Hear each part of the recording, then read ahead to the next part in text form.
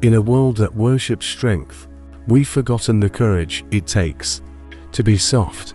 We teach boys to hold it in, to be stoic, to never cry, as if tears were weakness and not the purest form of love. Today, I want to share a story about a girl named Maya. She was 14 years old. She had cerebral palsy and spoke only a few words a day, but she saw everything, and she loved fiercely, quietly, with her whole body. Maya didn't draw people, she drew hands. Her sketchbook, worn at the edges, covered in doodles, was filled with them. Her mother's hands kneading dough, her little brother's hands building Lego towers, her father's hands calloused, always folded, always tense. She called him the captain, not because he was in the Navy, though he had been, but because he ran their home like a ship. Orders, routines, no room for storms. He'd come home from his job as a firefighter, boots heavy, voice low, and ask, "How's my soldier today?" Maya would smile and point to her sketchbook, a drawing of two hands, one large, one small, holding a bowl of soup. Beneath it, in her careful printing, "Dad's soup, good." Head nod, "Good." And that was the whole conversation. But Maya, she was waiting, not for a cure, not for a miracle, but for him to finally put down the weight and just be her dad. The diagnosis wasn't new. Cerebral palsy doesn't kill, but complications do. At 14, her lungs grew weaker. Infections lingered longer. The doctors were gentle. "Her body is tired. We shift to comfort care." Maya understood. She took her sketchbook and drew a new page.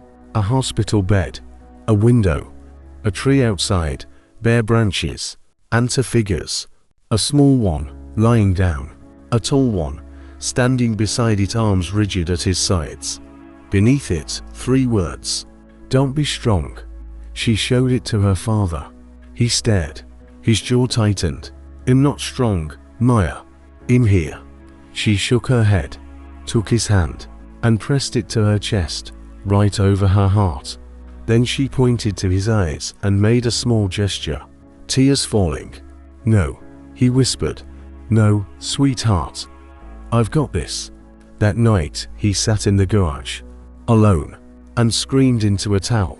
Not for her, for himself, for all the words he couldn't say, for all the fear he had to hide. Maya knew.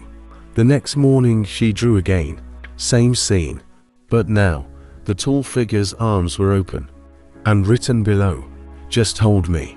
So he tried. First, the soup. Every night he made her favorite, chicken noodle with extra dill, just how she liked it.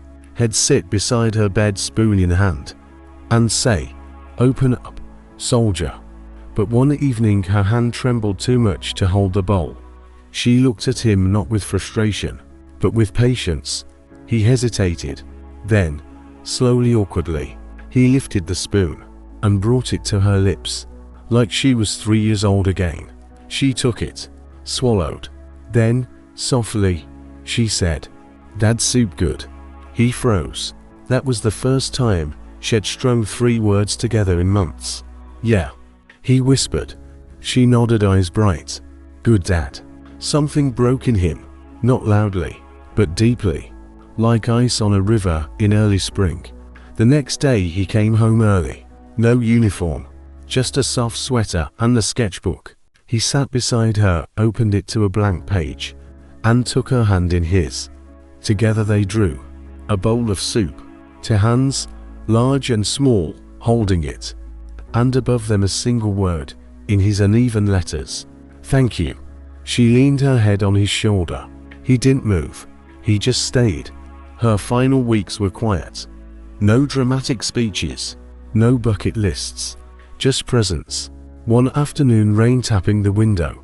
She took his hand and led his finger to a new drawing.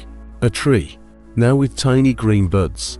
The same 2 figures, but the tall one was kneeling, his head bowed, and from his eyes, 2 small drops. Beneath it, "Tell Dad I liked his soup."